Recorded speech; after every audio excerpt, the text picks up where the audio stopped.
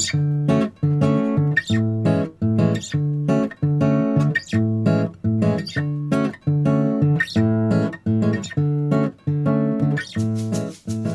bem-vindo ao Surrealista, um podcast para quem tem cérebro progressista e coração sulista. Eu sei que isso parece um pouco separatista, não parece, gente? Eu sou Carlos Henrique Braga, estou aqui com Amanda Melkert e Felipe Silveira. Bom dia para vocês. Num nível sulito, como que vocês estão hoje? Separatistas, não separatistas? Não sei responder essa pergunta. Não sei qual que é esse nível. Você lembra do Sulito? Sulito, aquele boneco que lá tinha a cabeça do Paraná, daí o corpinho de Santa Catarina e do Rio Grande do Sul, e aquelas pernocas assim. Ele tinha as partes baixas do Rio Grande do Sul. As partes baixas do Rio Grande do Sul, exatamente. E ele queria porque queria separação. Não lembra do Sulito? Não, eu lembro do movimento, eu não lembrava do Sulito. O Sulito foi uma coisa espontânea, não foi dos organizadores. Mas eu estou chamando o Sulito aqui porque hoje é uma das nossas pautas, né? O Sul é Meu País está fazendo 30 anos. Caramba, sem conseguir a separação. Morreu tão novo. E onde está o Sulito? Ele tá meio escondidinho. A gente vai falar disso hoje. O que aconteceu com o Sul é Meu País, né? A gente não ouve mais falar dele, tá meio... Será que o bolsonarismo deu uma sepultada no Sul é Meu País? Ou ele tá só escondidinho esperando alguma coisa acontecer? Também vamos falar do Mário Mota, que está saindo daquele jornal que tem nome de refeição para a política. Vamos ver o que ele consegue. E vamos falar também de Joinville, da República de Joinville, com a Amanda. Isso é o novo quadro, né? No novo quadro, República de Joinville, das cidades mais empreendedoras. Vocês estão bem? Passaram bem essa semana? Bem é sempre uma palavra forte, né? A gente tá levando aos trancos e barrancos assim, mas quero cumprimentar vocês dois, cumprimentar a nossa audiência maravilhosa. Comunicar que agora estamos no YouTube, a nossa audiência tende a crescer no YouTube, porque tem muita gente que não sabe usar os tocadores de podcast, né? E o YouTube é mais fácil, tem muita gente que ouve podcast por YouTube, então se você aí que está ouvindo pelo podcast quiser comunicar a alguém que não tem essa destreza tecnológica a escutar no YouTube, pode fazer essa indicação. Eu estou bem, espero que vocês estejam bem. Não estou separatista, nunca fui. Mas estamos aqui para comentar sobre os 30 anos do Sul, Meu País, para falar mal, evidentemente, que o nosso papel é esse, né? O nosso papel nesse podcast é falar das coisas do Sul criticamente, então, principalmente dessas bobajadas aí das inspirações fascistas aqui no sul do país e de vários outros problemas, inclusive essa bobagem que é o Sul é Meu País. Vamos fazer um festival de cuca também? Sim. É que eu gosto do festival. Na verdade, eu gosto da ideia. Eu gosto da ideia. Mas eu sei que parte dela é meio ridícula, assim, mas eu gosto da ideia. Acho que a gente tem que aproveitar algumas... Tem várias breguices que tem coisas boas. Por exemplo, uma coisa que tem acontecido recentemente... Carlos, tu tá fazendo o coraçãozinho do K-pop, assim? Não, eu tô só coçando a mão. Tá. O público não viu, mas depois a gente vai botar isso no YouTube também, né? O coraçãozinho do K-pop. As florzinhas do prefeito Adriano Silva daqui de Joinville, né? O prefeito Adriano tem sido meio zoado pela sua predileção pelo paisagismo municipal, mas no fundo é uma coisa boa, a cidade tende a ficar melhor com muitas flores, com esse hábito e tal. Então a gente tem que fazer esse filtro aí, tentando tirar as breguices das coisas e aproveitar as coisas boas. Eu gosto do Festival de Cuca, mas eu entendo também a crítica e, inclusive, as faço de vez em quando. Eu queria perguntar para Amanda, sua cuca preferida, Amanda? Ai, todas. Por que abacaxi com coco? Explique. A minha avó não faz de abacaxi com coco. Mas aquela que tem a farofinha recém-feita, meu Deus, é muito bom. Que delícia. Eu fui tapeado, não sei se vocês viram nas redes sociais aí, mas eu postei para os meus milhões de seguidores que eu fui no festival de Chineque. Para quem não sabe, Chineque é um pão doce. Aqui em Santa Catarina eles chamam de Chineque, mas é um ícone aqui de Joinville. E eu cheguei lá no festival de Chineque, tinham 2 barracas de Chineque, e não tinha nem Chineque com creme, nem Chineque de chocolate, nem Chineque de linguiça, nem Chineque... quase nenhum chineque diferente. Eu fiquei muito puto. Daí xinguei a prefeitura, xinguei a UND, porque estava fazendo isso, mas, né, enfim. Eu vi o teu protesto. Depois a gente vai postar um print do teu protesto também. Sim. Sobre exatamente a indignação do povo com os problemas municipais. É isso aí. Vamos para o seu país, então? Let's Quer dizer, não vamos. Vamos ficar por aqui mesmo. Para quem não conhece, para quem nunca viu um adesivo do Sou Meu País nos carros circulando aqui no Sul, é um movimento que defende a emancipação do sul do Brasil de forma pacífica e democrática, transformando num país com sede em Lages, né, capital em Lages, e com moeda própria, o Pila. Ele foi fundado em 1992 pelo político Adílcio Cadorim, em Laguna, Santa Catarina, e hoje tem sede em Pomerode, também em Santa Catarina. O grupo cita vários motivos pelos quais pede a independência da região, entre eles a permanente discriminação orçamentária, entre aspas, né, que relega a região sul a quase inexistente de investimentos federais e também a corrupção do Estado brasileiro. O movimento chegou a fazer plebiscitos sobre a separação do Brasil, o primeiro foi em 2016, teve cerca de 600 mil votantes. Foram apuradas 590 mil votos pelo sim, eu quero a separação, e 26 mil pelo não, eu não quero a separação. E eu fiquei intrigado com tudo isso porque eu não vi mais a movimentação do Sul Meu País nas redes sociais. Eles estão inertes nas redes sociais. As últimas postagens deles são de 2021, tanto no Instagram como no site deles.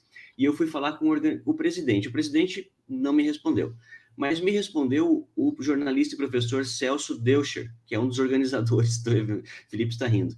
É um dos organizadores do movimento, né? O que o Celso me falou? Que eles estão em fase de reorganização e por isso estão indo com certo cuidado. Abre aspas. Há um problema sério de choque de nacionalismos no país e isso atrapalha as ações. Muitos dos nossos compatriotas sulistas estão contaminados pelo nacionalismo brasileiro que veio à tona nos últimos anos. Perdemos muitos compatriotas para essas falsas promessas de sucesso de um Brasil unido e forte, potência mundial, como querem alguns mais exaltados, fecha aspas. Mas eu perguntei para o Celso, então, se o movimento vai resistir a esse choque de nacionalismos, como ele chama, né? Abre aspas, com toda certeza, sim. 90% dos nossos líderes não foram atingidos. Conseguimos blindar este grupo dessas influências, fecha aspas. Vamos lá. Sulito vai resistir ao bolsonarismo? O que vocês acham? Tá, vou só fazendo um breve comentário sobre o movimento, né? Que ele é muito inspirado em movimentos mundo afora de separatistas que tem a sua legitimidade um pouco mais consolidada, assim, a legitimidade um pouco mais legítima, digamos assim. Por exemplo, a região da Catalunha, né, que é separada da Espanha e tal, tem um grande histórico de ser, de fato, uma nação diferente, né? Tem uma língua diferente, tem grandes questões por ali. Tem o País Basco e tal. Esse movimento de separação do Sul, ele tem essas inspirações, mas é uma coisa muito artificial, digamos assim. Eles dizem, por que esses caras estão fazendo isso lá? Vamos fazer aqui também, porque a gente é gaúcho macho. Então, eles pegaram algumas características que são de região, né, regionalidades, e realmente o Sul tem suas características regionais, geográficas e tal, e eles tentaram emular isso, né, tentaram reproduzir isso aqui, mas é muito mais um movimento reacionário do que um movimento político que tenha uma similaridade com a questão da Catalunha, por exemplo, né? Ele é muito diferente. Assim, o Sul é totalmente integrado ao Brasil, é totalmente parte do Brasil desde o início da sua história. Isso não existe um Sul enquanto nação. Então, acaba sendo uma bobagem de inspiração muito mais reacionária, porque assim, por que eles querem separar? Eles querem separar porque eles não gostam do Brasil. E eles não gostam do Brasil por racismo, xenofobia, entre outras questões. Os corruptos lá, não sei o quê.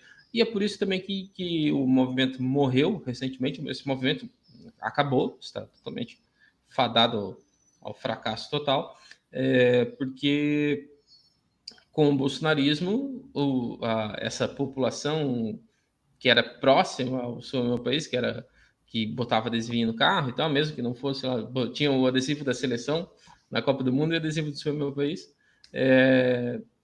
eles se sentiram de fato brasileiros com esse projeto reacionário que é o bolsonarismo. Então, para mim, está muito claro que não tem mais volta, né, no Sulito aí. O Sulito está morto e enterrado. Tal qual o Olavo. Igualzinho. Nossa, será que 2022 vai levar o Sulito e o Olavo juntos?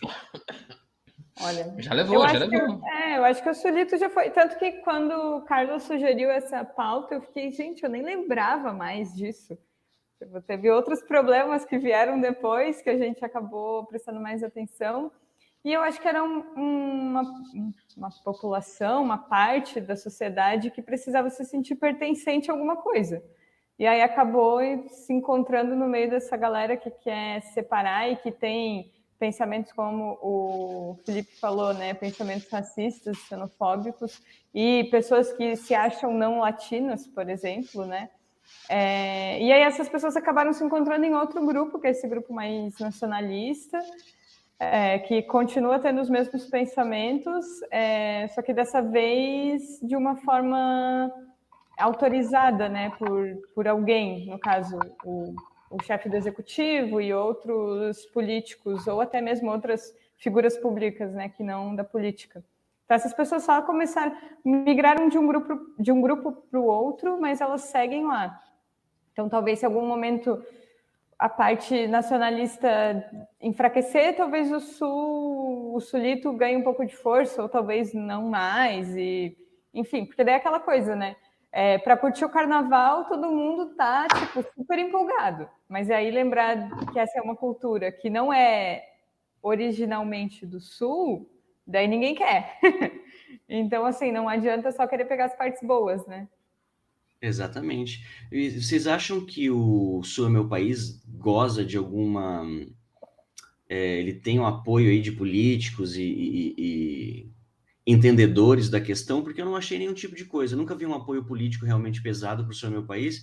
E os advogados, os juristas acham que é uma piada. Um delírio coletivo. É que né? Ele sempre foi muito amador, assim, ele nunca foi um grande movimento, assim, né? Que ele realmente é uma piada. Ele realmente ele tentou reproduzir coisas de outros movimentos separatistas que têm o seu sentido e esse não faz sentido. Então, então Você não falou tem de como levar outros a sério. movimentos. Eu fui dar um passeio pelos movimentos separatistas e eu achei aqui pelo menos 3. No século XVIII, o índio Guarani Cepé Tiaraju havia exclamado: "Essa terra tem dono", durante a Guerra Guaranítica, que acabou destruindo as missões jesuíticas no Rio Grande do Sul, Paraná, Argentina e Paraguai. Depois, no século XIX, a Revolução Farroupilha eclodiu na República Rio-Grandense, de 11 de setembro de 1836, e na República Juliana, aqui em Santa Catarina, né, que deu origem ao estado de Santa Catarina. E também durante a Guerra do Contestado, entre 1912 e 1916, aconteceu no Paraná e Santa Catarina, que chegou a ser declarada uma monarquia sulina pelos insurgentes. Quer dizer, essa necessidade de autodenominação, de independência, não é nova, né, para os povos. Mas é uma ideia, parece uma ideia meio fora do tempo, né, perdida no tempo, né, o sul do país. Que assim, nos séculos retrasados, né, nos séculos aí, quais séculos que tu falou que eram ali? 18, 19 e 20. No 20 já estava fora do tempo, mas assim, 18 e 19, realmente, os movimentos separatistas, tava todo mundo brigando para ser um país eco no mundo todo, né? Os países vão surgindo a partir desses conflitos. Então, mas assim, havia o seu sentido ali de busca por poder, de busca por consolidação, de formação de cultura e tal.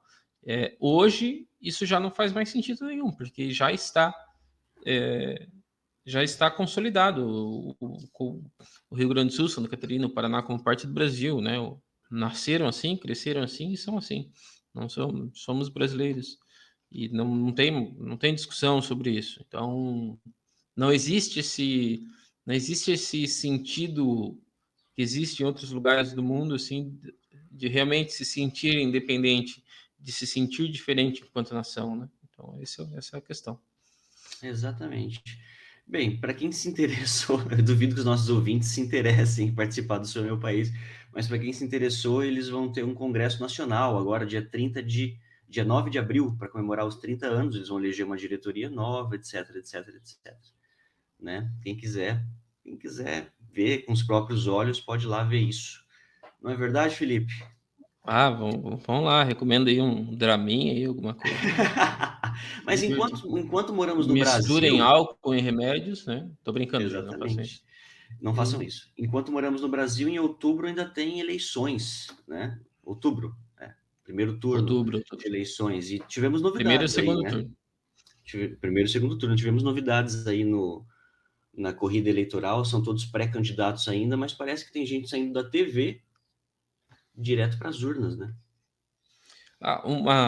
Essa é uma questão que chocou a população catarinense. Chocou, tô exagerando aqui, mas chamou atenção muito na semana passada que talvez o apresentador mais tradicional do estado, né, o Mário Mota, do Jornal do Almoço, do Grupo NSC,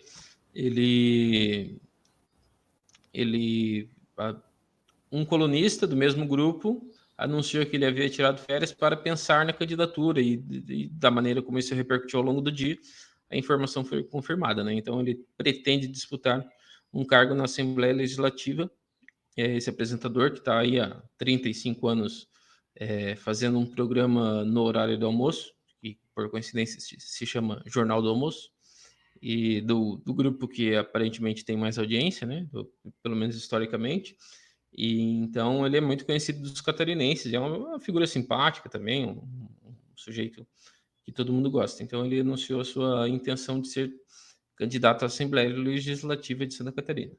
E aí, refletindo sobre isso, eu acabei lançando uma campanha de brincadeira. Eu lancei a campanha de brincadeira, mas a intenção é muito séria e eu quero advogar por ela aqui, que ele seja candidato ao Senado. Mas antes vamos falar um pouquinho de outros candidatos midiáticos, né?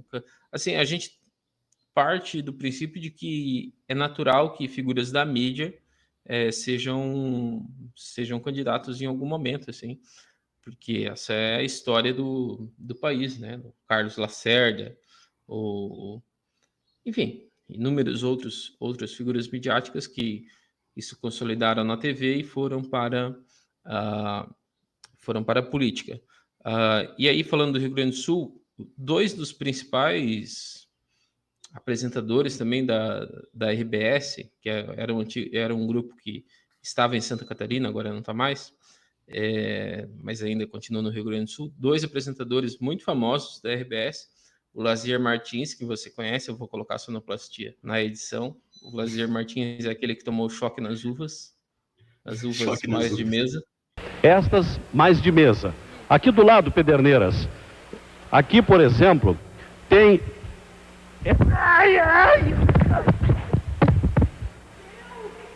Ele também foi um jornalista muito famoso, né? Um apresentador muito famoso. E a Ana Amélia Lemos. Os dois, o Lazier ainda é senador, a Ana Amélia Lemos foi senadora, se não me engano, e foi candidata a vice do Alckmin em eleições recentes. E o Alckmin que agora será vice do Lula. Então, essa é uma questão relativamente natural, assim, né? As figuras midiáticas acabam indo para a política.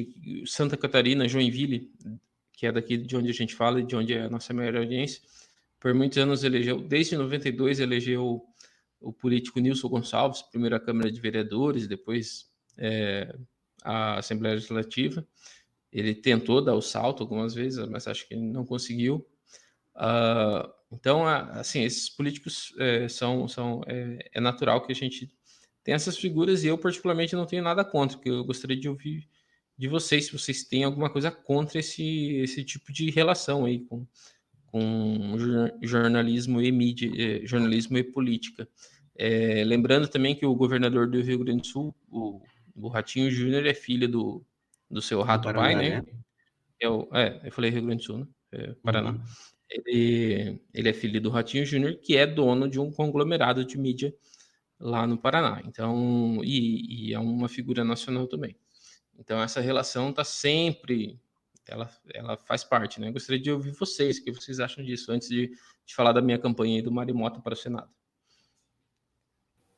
Eu apoio, né? Porque qualquer pessoa tem o direito de se candidatar a qualquer cargo político, então não tem muito, né? Apoiar ou não apoiar uma coisa que é um direito, desde que, né, você tenha todos os pré-requisitos ali, mínimos necessários.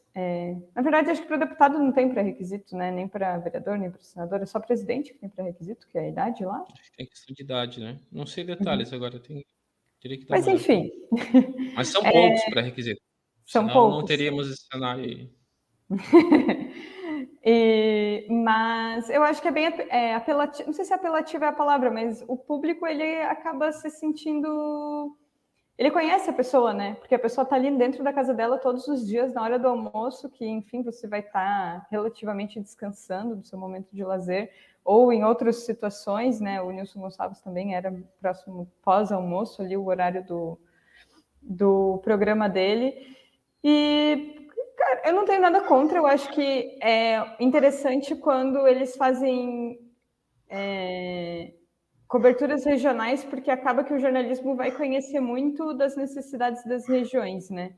Então, você acaba entendendo as demandas da região pela parte de notícia que você vai, enfim, como é que fala? Propagar? Apresentar?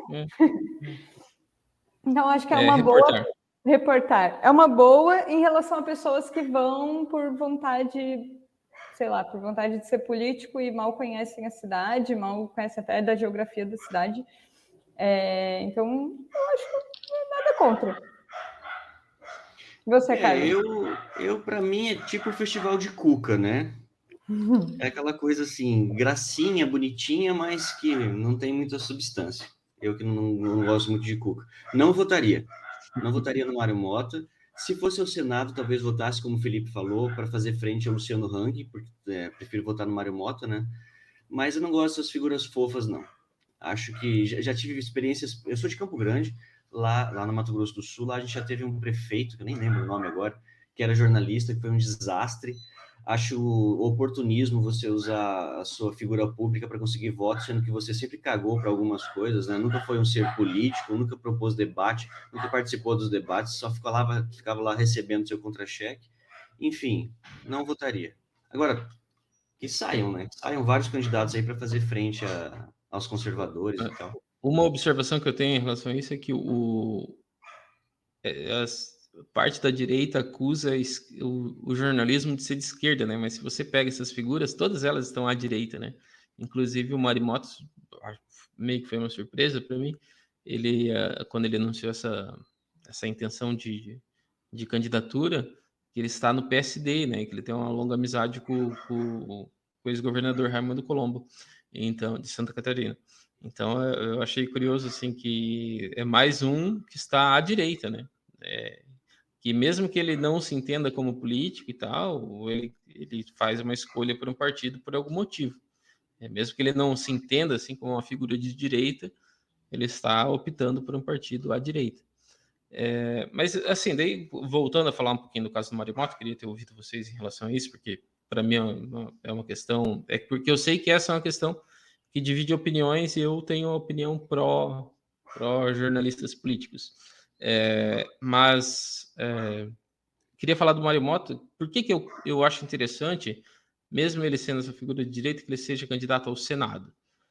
Porque, como ele é uma das figuras mais conhecidas do Estado,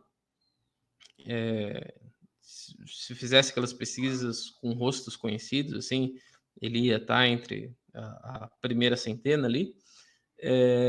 Ele é um candidato, ele é um potencial candidato para fazer frente ao Luciano Hang, né? Que o Luciano Hang, se for candidato, porque ele tem adiado esse anúncio, essa decisão, ele é um candidato que tá com a mão com a mão na taça, digamos assim. Ele tá muito fácil para ele, pelo seu índice de popularidade e tal. Então, acho que Santa Catarina tem uma oportunidade de ter uma disputa muito mais aberta, uma concorrência muito mais pegada, e a gente vê isso acontecer com muito mais... enfim, a gente ter de fato uma disputa política entre diferentes forças, se o Mário Mota entrar nessa disputa, assim. Eu entendo que o Mário Mota não vai querer, porque acho que como ele está entrando na política agora, ele vai querer começar meio que por baixo, e também vai querer... Eu entendo que talvez ele não queira sair do Estado, né, para fazer política em Brasília, assim. Mas logo o bichinho da política pica e ele vai querer ir mais longe. Então fica esse meu apelo aqui ao Mário Mota, para vocês apelarem também, vocês, o público, apelarem também, para ele ser candidato ao Senado, porque isso também é uma chance a mais para o seu outro candidato que está ao centro, à esquerda, enfim, em outros aspectos. Se ele dividir votos do Hang, a disputa fica muito mais aberta para todo mundo, né? Todo mundo pode encostar. Hoje o Hang está muito próximo de ser eleito, mesmo que ele não tenha sido nem anunciado candidato ainda. Não tenha nem se anunciado candidato. Então fica aí a minha sugestão de que o Mário Mota pode ser essa figura. Assim, eu não penso em outra figura que possa concorrer com o Hang, porque da política, quem que hoje seria mais popular da política que o Hang?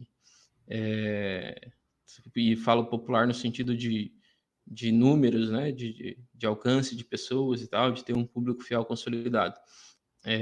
Acho que não tem ninguém. E eu acho que o Mário Mota poderia ser essa figura aí, justamente por ele ser uma figura midiática. Então, por que eu quero trazer essa reflexão aqui? Porque, assim, há questões que são... como as coisas são complexas e como cada caso é um caso, né? Geralmente a gente critica as figuras midiáticas justamente pelo seu oportunismo, mas nesse caso aí a gente tem uma chance de ouro. Enfim, só isso mesmo. Enfim, vamos lá então. Vamos ver aí o que o Mário Moto vai decidir nas próximas... Mário de Moto. Mário Mota, sei lá, que coisa distópica, né? A gente está falando da candidatura de Mário Mota aqui. Eu acho que para quem não é de Santa Catarina é como se o William Bonner, né? Se Sim, com certeza. candidatasse a alguma coisa. Louco. Cid Moreira. Cid Moreira, exatamente. Cid Moreira. Ainda vive, né, Cid Moreira? Mas vive do sulito, né? Amanda, eu soube que você está feliz porque a República de Joinville subiu alguns patamares no empreendedorismo aí nos últimos dias, né? Pois então, dizem, né? Não, brincadeira. Então, semana passada, não tem 7 dias ainda, saiu o ranking do Índice de Cidades Empreendedoras de 2022 da não é, acho que é em parceria com a Endeavor, mas quem publica é sempre o governo mesmo. E nós temos 4 cidades sulistas entre os 10 primeiros colocados nesse ranking. Então, a gente tem Floripa em segundo lugar, Curitiba em terceiro, Porto Alegre em sexto e Joinville em nono lugar. Então, estamos aí com um índice de cidade empreendedora alto em relação às outras cidades, né? Aí, só para vocês entenderem, esse índice ele mede 7 pontos, 7 fatores, que são eles: ambiente regulatório, infraestrutura, mercado, acesso a capital, inovação, capital humano e cultura empreendedora. E aí, no ranking mesmo, dá para ver a pontuação de cada cidade em cada um desses itens e depois o geral. Então, por exemplo, Joinville ficou em nono, né? Mas na parte de acesso à capital, a gente é a 26ª cidade e cultura empreendedora a 35ª. E aí, eu não sei exatamente o que seria cultura empreendedora, porque eu não li ponto a ponto, peço desculpas aos ouvintes. Mas eu acho legal trazer isso, porque esse tipo de ranking, ao mesmo tempo que existem várias críticas, porque as cidades elas não precisam concorrer entre si, né? Não é uma corrida para ver quem chega primeiro, porque nunca ninguém vai chegar primeiro nessa corrida da vida. Mas é interessante para quando, dependendo do ponto, você às vezes vai fazer um marketing da cidade ou vai oferecer, não a cidade em si, mas as empresas que trabalham ali, ou mesmo às vezes até oferecer cidade, dependendo para o que quer, para alguma negociação internacional ou mesmo nacional. Eu sei que é muito triste falar assim como se a cidade fosse uma coisa, uma moeda, mas às vezes ela é, mas às vezes ela não é. Então é muito confuso. Amanda está dividida entre seu espírito jornalístico e empreendedor. Qual vai se sobrepor? E aí A questão é justamente o equilíbrio entre essas duas forças, né? Que são relativamente antagônicas, né? Mas elas precisam achar o equilíbrio no meio disso aí para a gente ter qualidade de vida e também ter uma economia que nos permita ter qualidade de vida. Sim. Tem um ponto que eu acho interessante nesses índices de maneira geral, é porque eles traduzem as coisas de maneira simples, né? Eles são visuais, sempre tem gráficos. Então, para quem tem muita dificuldade de entender qualquer tipo de índice de cidade, eu acho que esses são mais fáceis. E aí acaba ficando mais fácil para você cobrar o poder público para a melhoria daquilo. Então, você consegue acompanhar ano a ano as evoluções ou não evoluções, e, claro, né, tentar entender qual era o cenário que aquilo estava acontecendo. Isso eu acho que facilita, a linguagem acaba sendo um pouco simples, mas, ao mesmo tempo, como eu falei no começo, a gente não pode achar que tudo é produto, né? Que tudo é baseado em capital de alguma forma, né? Capital humano, capital social e tal. Porque as cidades, elas têm essa evolução e elas acabam caminhando junto com a sociedade. Então, a gente pode estar muito, muito bom ou muito ruim. E aí, só o último ponto disso é que a última cidade do ranking foi Belford Roxo, do Rio de Janeiro. Isso é só uma curiosidade mesmo. Nossa. Então, se você não quer abrir uma bodega, não vá para Belford Roxo, porque não lá vá é para meio ruim. Eu queria perguntar para Amanda se esse índice é novo, do ano passado, alguma coisa, se ele já reflete a administração do novo em Joinville, ou se já vem sendo construído nas outras administrações. O que você acha? Já é reflexo disso? Nossa, eu acho que isso é reflexo. Eu não sei dizer quanto tempo tem esse índice, então já peço desculpa de novo. Eu acho que ele é feito com certa frequência, né? Uma medição Sim. de certa frequência, e essa última aí já pegou alguns pontos aí do ano passado que estava sob a administração do novo. Mas não é o fator preponderante, né? É uma coisa que analisa muito mais as cidades na sua menos pontual e mais Histórico, que né? está consolidado, histórico, né? Isso. E aí analisa também a cidade contra ela mesma, né? Porque qual foi o índice do ano passado e do ano anterior e do ano anterior? Então é uma construção. Raramente é pouco uma coisa provável que foi destacada. Opa, pode Desculpa. falar, Rafael. Não, uma coisa que foi destacada é porque o Joinville subiu posições, né? Sim. Isso virou notícia justamente porque o Joinville subiu algumas posições. Então é isso que tu tá falando, né? De se contra o próprio índice, assim. Acho que é uma medição interessante. Sim, é pouco provável que Belford Roxo vá passar entre as 10 primeiras no ano que vem, por exemplo, né? Porque é uma construção, uma consolidação de crescimento. Eu tenho observações, Carlos, sobre o tema da Amanda aqui.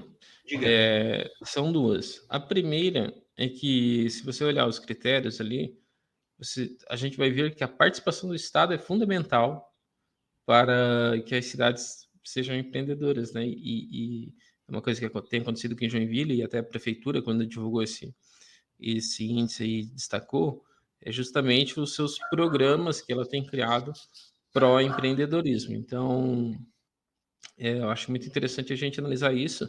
E é uma coisa, assim, até alinhada a algumas políticas, algumas ideologias que eu tenho preferência, assim.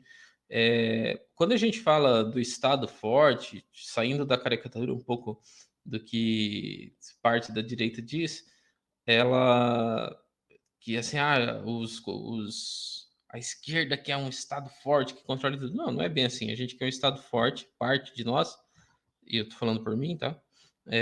Que é um Estado forte que justamente maneja esses recursos e que apoie a possibilidade de parte da população empreender, né? De que as empresas tenham alguma segurança e que os trabalhadores também tenham segurança. Então, acho que é muito importante a gente observar aí nesses índices a participação do Estado, dos governos nessas questões. E um segundo ponto, e aí eu estou usando mais o tema da Amanda como gancho, que assim, tanto o governo municipal quanto o governo estadual aqui de Santa Catarina e Joinville tem sempre se orgulhado do número de empresas que são abertas mensalmente e tal, sempre batendo novos recordes e tal. E eu acho que há uma reflexão a se fazer sobre isso, porque a gente não pode só comemorar esse dado, a gente tem que pensar que muitas dessas empresas são MEIs, né? São pequenas microempresas aí, pequenas e micros empresas que não estão consolidadas no mercado, né? Então, às vezes um barbeiro é MEI e tal, e essa não é a melhor situação. Pode ser que esse barbeiro seja aí vire um grande estilista, um estilista, não, um grande agente do mercado da moda e tal. Tu fechou o microfone, Carlos. Mas Grande assim, hairstylist. é isso, é mais ou menos o que eu queria dizer. Então, pode ser que isso seja um ganho para a cidade na questão do empreendedorismo, mas geralmente não é o caso, né? Aquele barbeiro está lá tentando sobreviver e tal, e essa vai ser mais uma empresa que mais para frente vai ser fechada aí quando ele pegar um emprego melhor.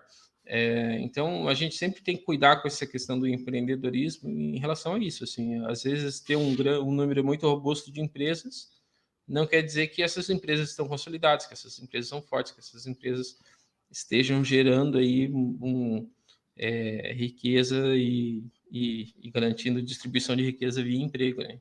Às vezes é um cenário diferente disso. Beleza, gente. Cidade empreendedora. Agora vamos nós empreender aqui com o troféu surrealista.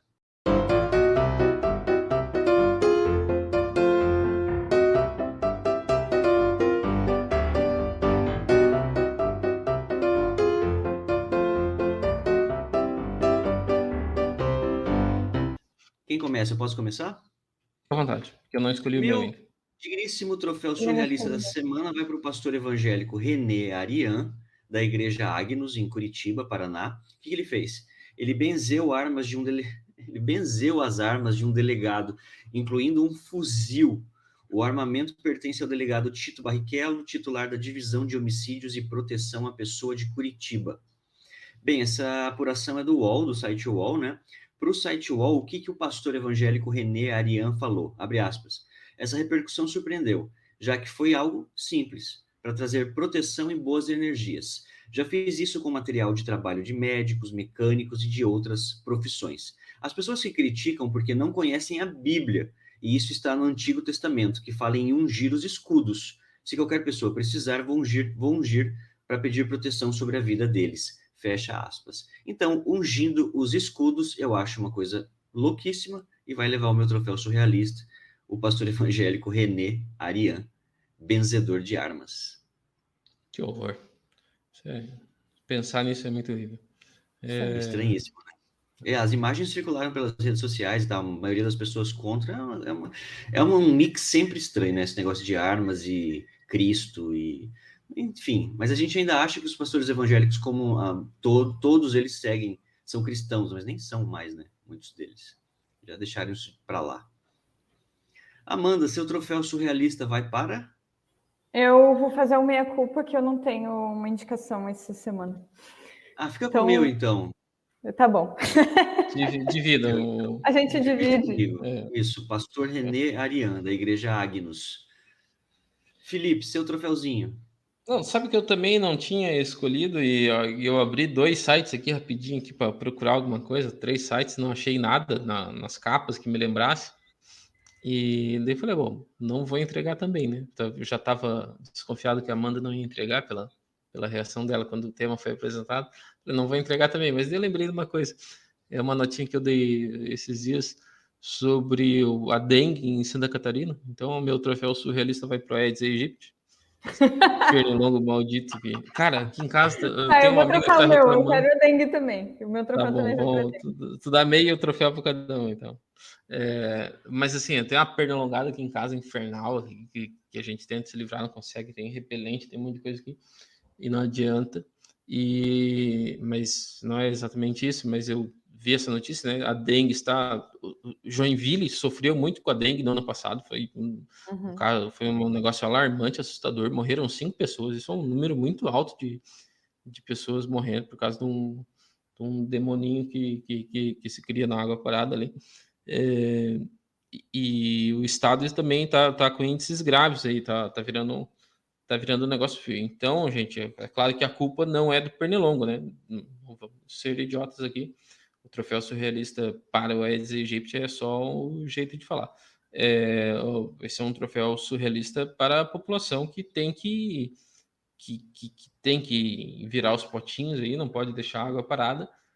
E, principalmente, e aí a Amanda, que é urbanista, aí pode até fazer um comentário sobre isso, mas, assim, existem mecanismos, né, de política pública e, assim, o urbanismo tem muito a ver com isso, né? Porque, por exemplo, tem muito terreno baldio com lixo que está acumulando água parada aí, que o poder público tem que fazer alguma coisa em relação a isso. Então, também para os mecanismos governamentais, os mecanismos políticos, que tem que agir de um jeito mais forte em relação a isso.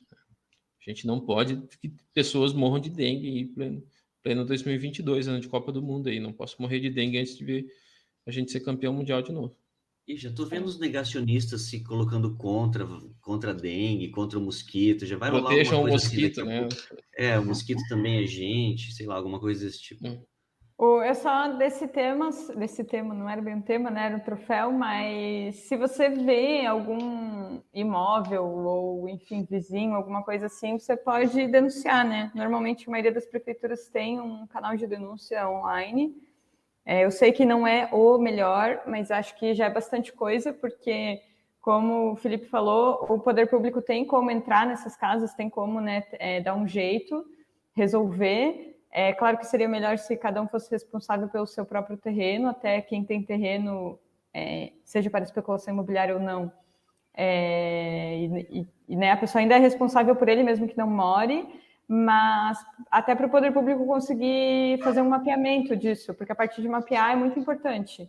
E não tem como saber, né? Não tem como você estar de olho em todas as ruas, em todos os lotes. Mas acho que isso é uma coisa que a gente pode fazer enquanto cidadão. Nesse surto recente que Joinville viveu, né, eu recebi as imagens, fotos e ações da prefeitura e tal, relatos de ações da prefeitura, e é chocante, assim, cada lugar que é encontrado com lixo, né? Isso até tem a ver com a questão social, muitas vezes psicológica das pessoas aí de acumulação e tal. Mas, assim, a gente realmente tem que redobrar os cuidados, porque é realmente um negócio feio. Então, fora mosquito, né? Nosso serviço aí, troféu serviço. Muito bem dado esse troféu. Terminamos por aqui, gente. Últimos recados, falem agora ou só semana que vem? Não, era só... Tchau, gente. Fiquem bem. Bebam água. Bebam água, mas não deixem água parada. Bebam toda a água, não deixem parada. Fazendo um resumo aqui do programa. Beleza?